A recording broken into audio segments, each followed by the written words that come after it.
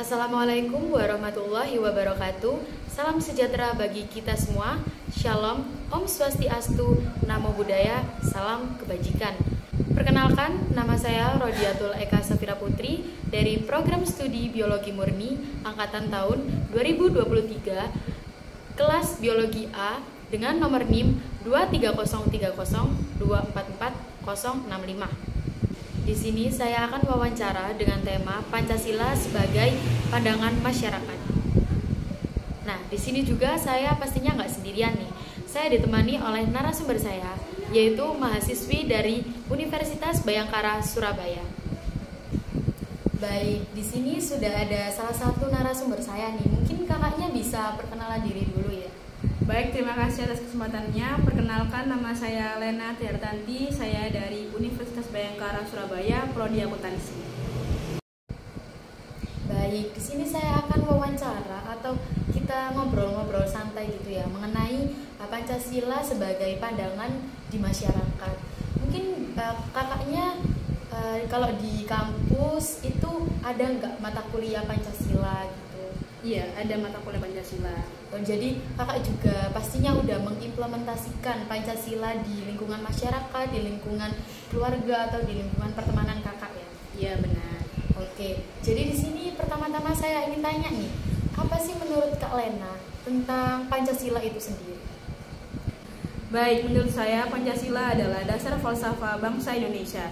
Pancasila mempunyai 5 dasar yang menjadikan acuan hidup rakyat Indonesia, yaitu 1. Ketuhanan yang Maha Esa, 2. Kemanusiaan yang adil dan beradab, 3. Persatuan Indonesia, 4. Kerakyatan yang dipimpin oleh hikmat kebijaksanaan dalam permusyawaratan perwakilan, 5. Keadilan sosial bagi seluruh rakyat Indonesia. Oke, nah jadi seperti itu ya Kak, menurut Kak Lena tentang Pancasila itu.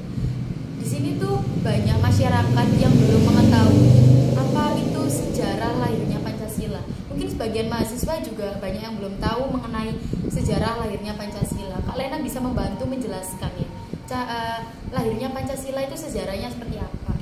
Baik, lahirnya Pancasila adalah judul pidato yang disampaikan oleh Soekarno dalam sidang Dokumen Jambi Cosakai atau yang disebut Badan Penyelidikan Usaha Persiapan Kemerdekaan Indonesia pada tanggal 1 Juni 1945. Dalam pidato inilah konsep dan perumusan awal Pancasila pertama kali dikemukakan oleh Soekarno sebagai dasar negara Indonesia merdeka.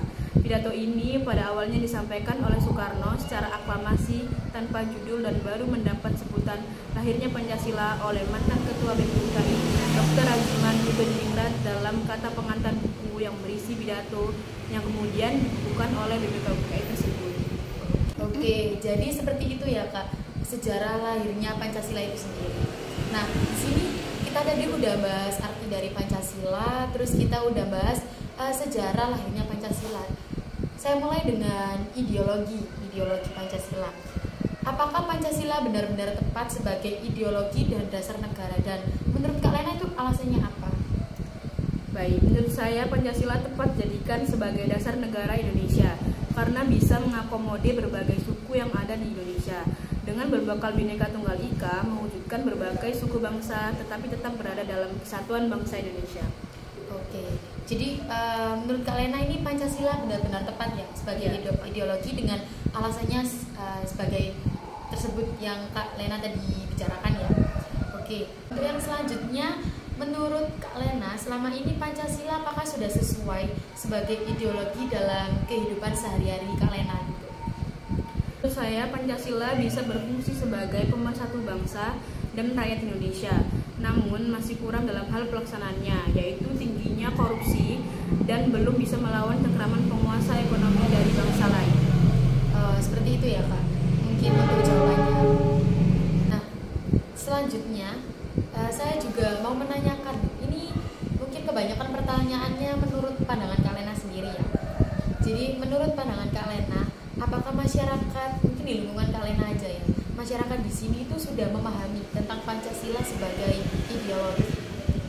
Baik, masyarakat belum sepenuhnya memahami ideologi Pancasila, masih harus terus dilakukan sosialisasi, terutama dalam tatanan implementasinya atau pelaksanaannya. Baik, jadi masyarakat di lingkungan Kak Lena itu masih belum terlalu paham ya tentang Pancasila sebagai ideologi itu apa sih, seperti itu. kalau Kak Lena setuju nggak kalau Pancasila itu diganti dengan ideologi lain? Dan kalau misalnya Kak Lena setuju atau kurang setuju bisa diungkapkan alasannya apa?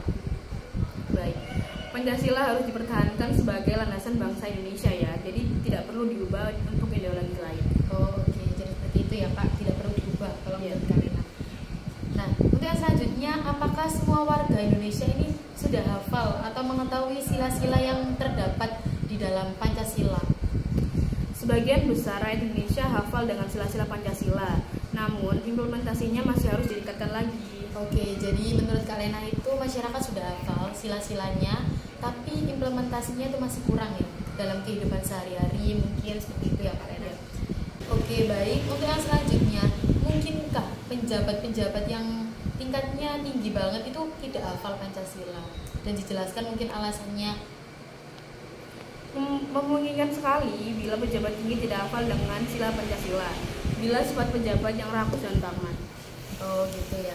Jadi menurut Kak Lena itu mungkin kalau pejabat tidak hafal dengan sila-sila Pancasila karena mungkin kurang memahami arti dari Pancasila itu sendiri, atau mungkin kurang mendalami ya untuk pengimplementasiannya sendiri. Jadi mungkin untuk sila-silanya kemungkinan mereka belum hafal. Oke. Untuk yang selanjutnya, apakah masyarakat sudah menjalankan kewajiban Pancasila tersebut dengan baik dan benar, dan mengapa gitu? Sebagian masyarakat Indonesia sudah menjalankan Pancasila dengan baik. Perbaikan masih harus selalu dilakukan. Oh gitu. Jadi menurut Kak Lena ini masyarakat sudah menjalankan, tapi harus diperbaiki lagi ke depannya supaya lebih baik lagi gitu ya Kak Lena. Oke. Nah, untuk pertanyaan saya selanjutnya, mengapa Pancasila itu dijadikan sebagai dasar negara Indonesia, dan mungkin kakaknya bisa menjelaskan alasannya ya. Pancasila dijadikan dasar negara kita agar rakyat Indonesia tunduk kepada Undang-Undang Dasar.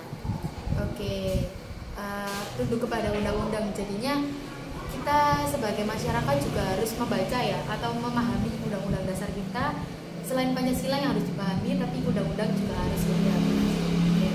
Untuk yang selanjutnya nih, kalian tadi kan kita sudah membahas tentang Pancasila sebagai ideologi itu bagaimana, terus sebagai dasar negara itu gimana. Mungkin saya akan bertanya kepada Kak Lena, contohnya itu apa sih Kak, Pancasila sebagai ideologi negara dalam kehidupan sehari-hari, kayak kehidupan bermasyarakat di sekitar lingkungan Kak Lena. Baik, untuk sila yang pertama, tiap orang berhak memilih agama yang sesuai dengan keinginannya.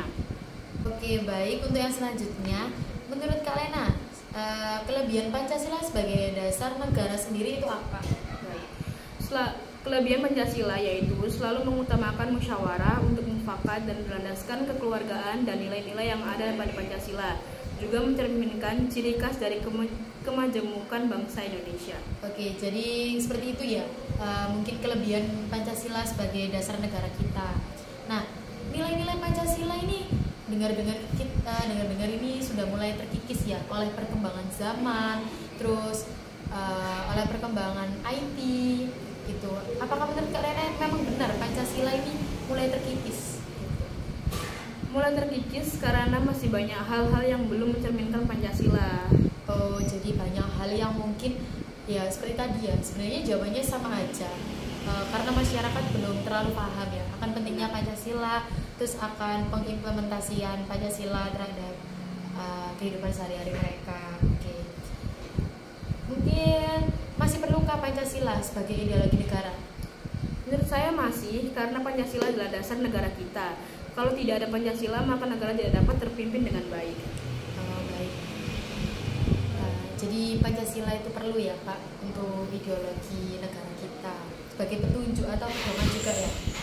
Untuk yang selanjutnya nih, kan sila pertama dalam Pancasila adalah ketuhanan yang Maha Esa ya, benar ya Kak Lena? Nah, apakah di kehidupan sehari-hari Kak Lena itu sudah mengamalkan sila pertama tersebut? Sudah, karena setiap warga negara berhak memeluk atau meyakini agama yang diyakininya. Nah, saya mau bertanya nih mengenai sila pertama pada Kak Lena.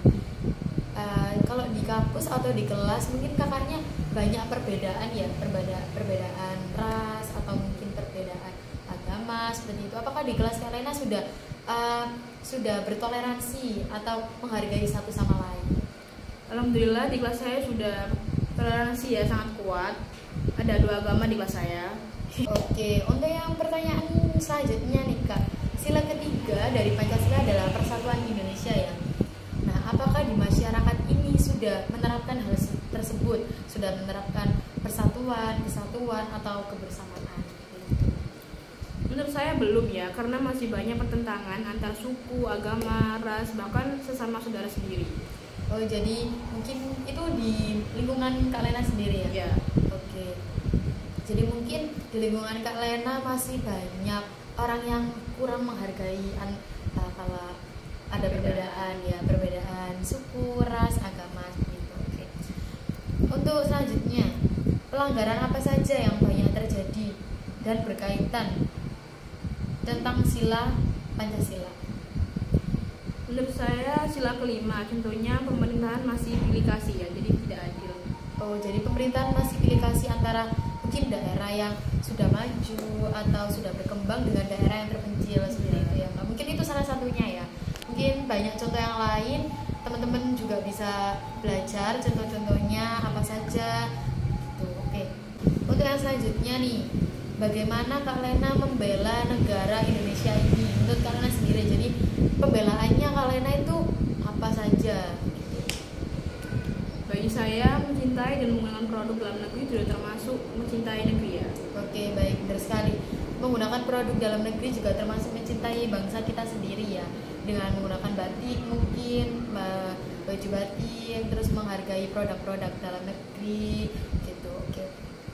Untuk pertanyaan selanjutnya nih Kak Lena ya, karena kita tadi udah bahas implementasi, sebenarnya tadi kita udah ya, terus ideologi, terus makna dari Pancasila itu sendiri, terus bagaimana bukan sistem sih sebenarnya, apa ya, kayak gimana Pancasila sudah berlaku nggak di masyarakat seperti itu.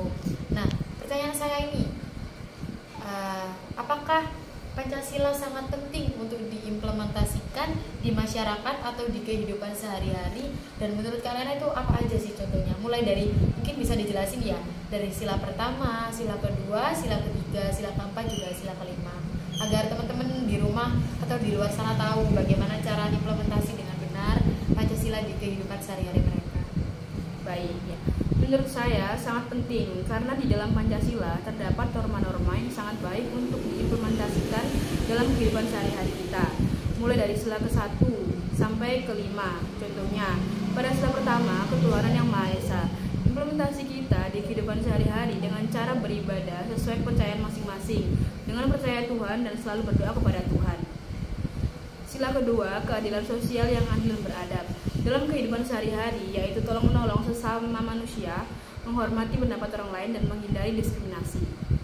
Pada sila ketiga, implementasi dalam kehidupan sehari-hari ialah menghargai keberagaman budaya, berpartisipasi dalam kegiatan gotong royong, menjaga persatuan di tengah perbedaan, menjalin persahabatan antar etnis.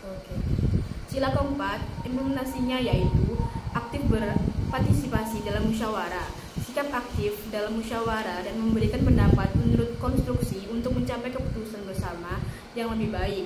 Menghargai dan mendukung demokrasi, menghargai sistem demokrasi dan mendukung setiap proses pemilihan serta menghormati hasil dari suatu pemilihan.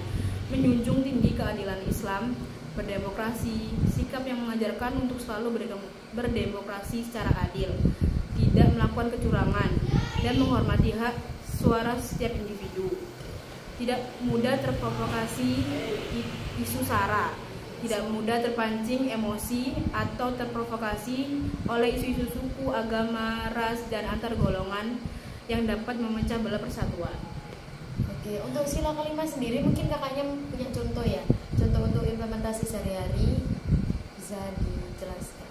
Untuk sila kelima, implementasinya yaitu mengutamakan keadilan dan kesetaraan, memegang prinsip bahwa semua orang tanpa memandang latar belakang sosial, ekonomi, atau budaya memiliki hak yang sama untuk merasakan manfaat dari program dan kebijakan pemerintah, berperan aktif dalam kegiatan sosial, berpartisipasi dalam kegiatan sosial atau gerakan keadilan sosial lainnya yang bertujuan untuk membantu masyarakat yang kurang beruntung dan memperjuangkan hak mereka, bersikap adil dan pemenuhan kebutuhan bersikap adil dan bertanggung jawab dalam pembagian sumber daya dan kesempatan, sehingga kesenjangan sosial dapat dikurangi dan kesejahteraan masyarakat meningkat secara merata.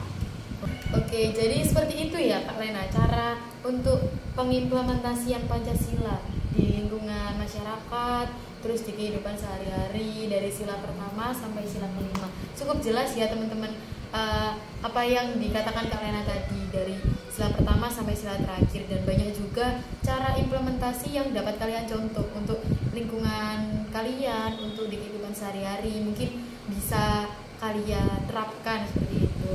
Kalian juga bisa mengajarkan teman-teman di sekitar kalian ya.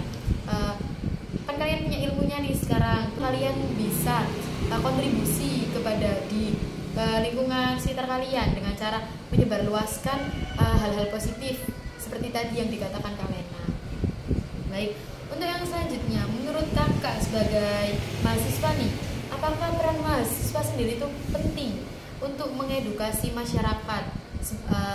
Untuk mengedukasi masyarakat ini tentang apa sih pentingnya untuk implementasi Pancasila atau penerapan Pancasila tetap ya dalam kehidupan sehari-hari. Ini tadi kan implementasi masyarakat aja. Nah, menurut Kak Lena untuk kali ini tuh mahasiswa itu perannya penting gak sih?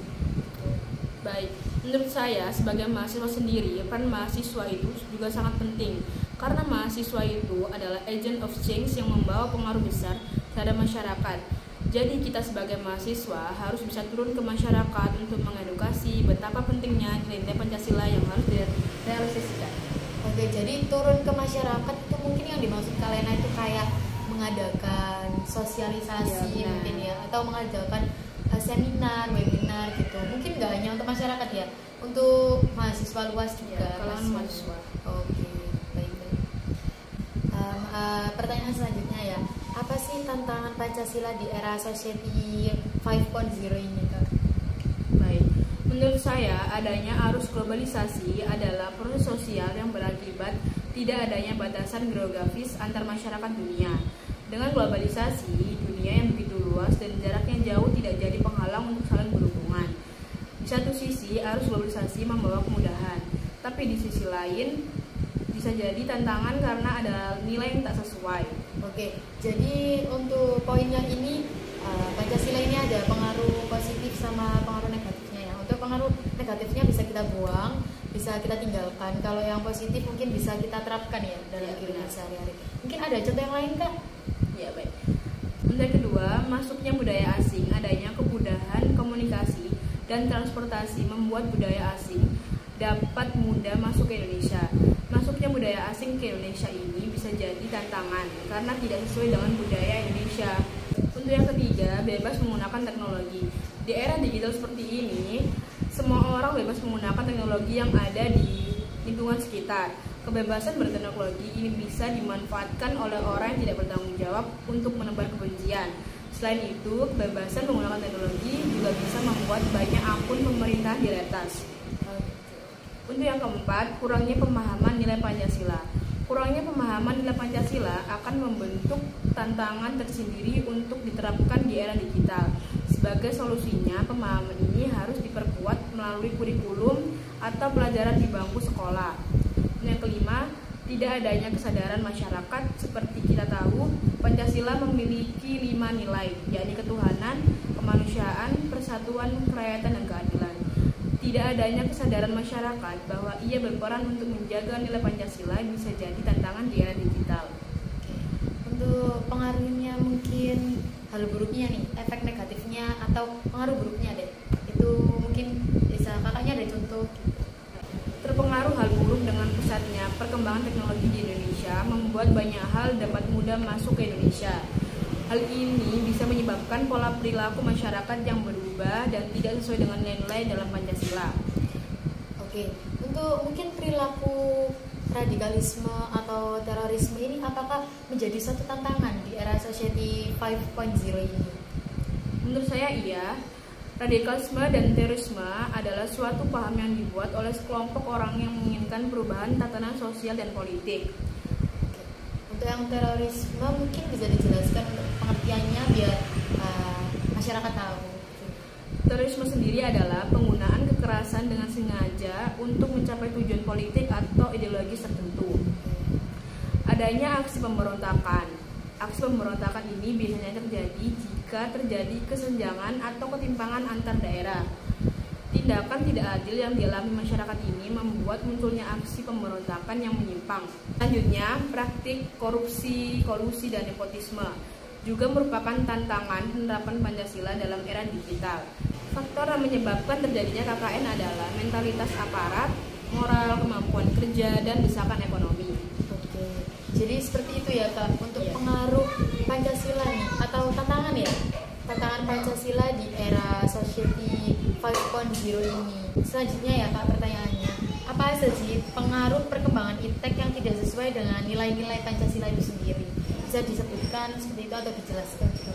Ya, baik.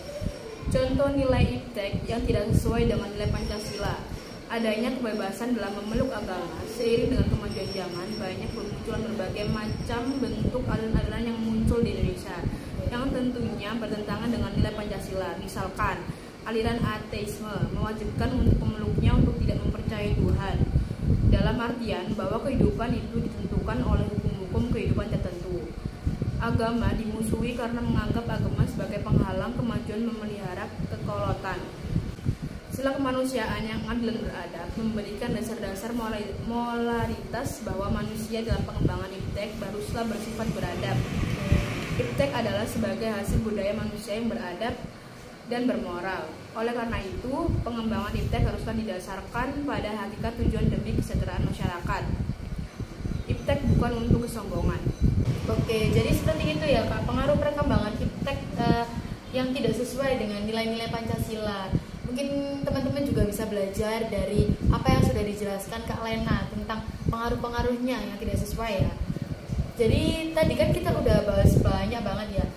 Saya ulang lagi ya pembahasannya, mungkin dari makna Pancasila, dari ideologi Pancasila, terus dari dasar negara, Pancasila sebagai dasar negara. Terus kita juga mempelajari cara implementasi di masyarakat, bagaimana cara menerapkan Pancasila dengan cara edukasi ya kayak mengedukasi. Tadi peran mahasiswa kalau nggak salah, peran mahasiswa di masyarakat gitu. Terus tantangan-tantangan juga kita tadi udah bahas, pengaruh-pengaruhnya juga udah bahas. Nah, untuk yang terakhir nih, pesan Kak Lena sendiri untuk masyarakat di luar sana, untuk teman-teman yang ada di rumah, mungkin gimana cara mereka untuk tetap mengimplementasikan atau menerapkan Pancasila di kehidupan sehari-hari gitu, atau untuk pemuda-pemudi agar selalu menerapkan seperti itu. Baik. Pesan saya untuk para pemuda dan juga masyarakat luas, mari kita semua menjadi agen perubahan untuk diri kita sendiri dan juga orang lain, untuk selalu mengimplementasikan Pancasila di kehidupan kita sehari-hari. Nah, jadi seperti itu ya pesan yang Lena berikan kepada teman-teman nih yang ada di rumah atau yang butuh informasi-informasi seputar Pancasila atau pengimplementasian seputar Pancasila. Jadi kalau ada teman-teman yang lain nggak tahu, mungkin bisa diberitahu seperti itu agar kita bermanfaat juga ya buat orang lain. Nah, mungkin sampai sini dulu ya perbincangan panjang kita mengenai Pancasila dalam bermasyarakat, itu dalam pandangan masyarakat ya. Dan saya di sini mau mengucapkan banyak terima kasih untuk Kak Lena mau menemani saya di sini berbincang-bincang, mungkin yang tidak terlalu serius ya, santai aja gitu. Oke, jadi di sini saya ingin mengucapkan terima kasih ya kepada Kak Lena karena mau hadir di sini menemani saya berbincang-bincang dengan kita ya, dengan audiens, dengan saya juga untuk menyebarluaskan ilmu mengenai Pancasila. Mungkin di luar sana banyak yang belum tahu, jadi tahu seperti itu. Terima kasih Kak Lena. Terima kasih sudah mengundang saya. Saya juga merasa senang bisa menyebarkan informasi tentang Pancasila yang saya ketahui. Semoga teman-teman terbantu dengan informasi yang saya sampaikan. Oke, terima kasih ya Kak Lena atas informasi-informasinya. Semoga teman-teman terbantu semua ya. Sekian wawancara atau podcast kita hari ini. Wabillahi taufiq wal hidayah. Wassalamualaikum warahmatullahi wabarakatuh.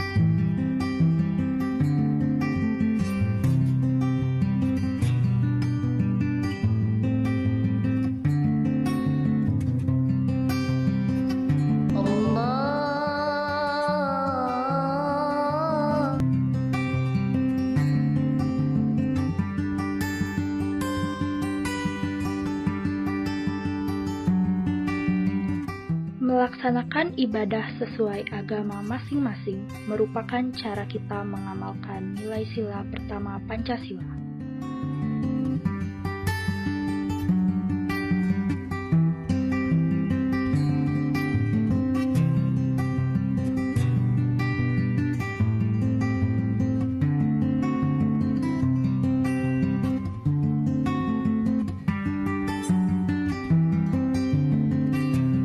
Jangan lupa sama Tuhan kalian ya.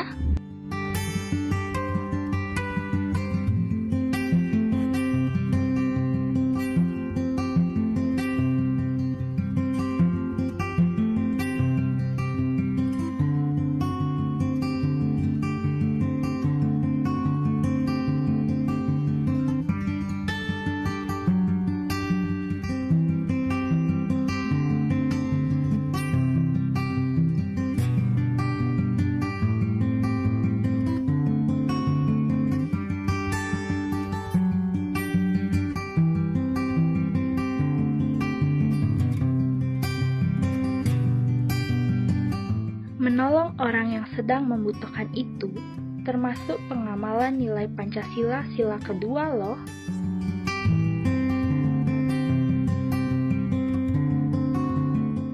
Gotong royong melakukan satu pekerjaan untuk mencapai satu tujuan yang sama merupakan pengamalan sila ketiga.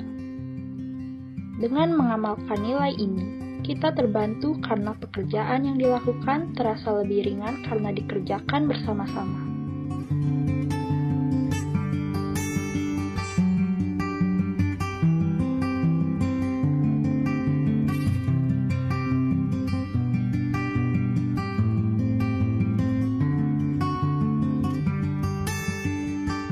Musyawarah dapat menyelesaikan suatu masalah yang ada dengan solusi yang sudah disepakati bersama.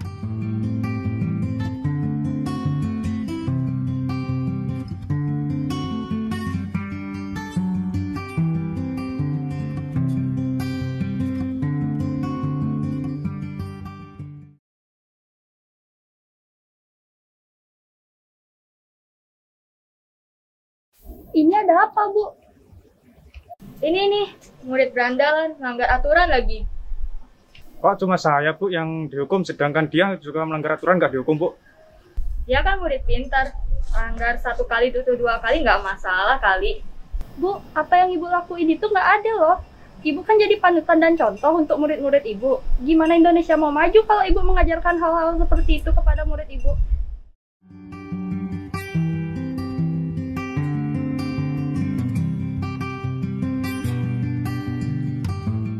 Sila kelima adalah tentang keadilan untuk seluruh masyarakat. Keadilan di negara ini sudah mulai memudar.